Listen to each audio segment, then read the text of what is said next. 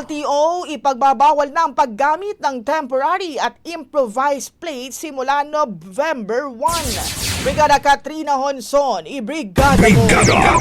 Live report! Simula November 1, 2025, ipatutupad na ng Land Transportation Office ang pagbabawal sa paggamit ng mga temporary at improvised license plates sa lahat ng uri ng sasakyan at motorsiklo.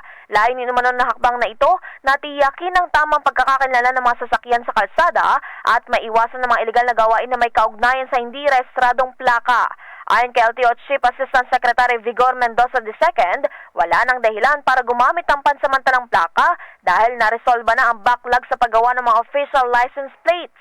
Anya, ang sino mang mahuhuling gumagamit pa rin ng ganitong plaka ay papatawan ng 5,000 pesos na multa alinsunod sa Joint Administrative Order 2014001 at kumpiskado rin ang plaka. Hindi rin tatanggapin sa rehistro ang mga sasakyang may improvised plate. Pinaalalahanan ni Mendoza mga may-ari ng sasakyan na kunin na ang kanilang plaka ngayong October upang makaiwas sa abala.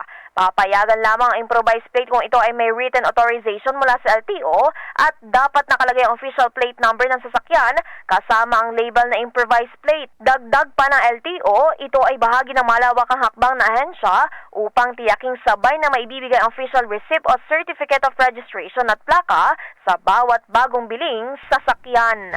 In the heart of July, ako, si Brigada Katrina Honson ng 105.1 Brigada News sa Manila, The Music and News Authority. Ang bahaging ito ay hatid sa atin ng Guard C Plus with Zinc Capsule. Always protektado ang kalusugan.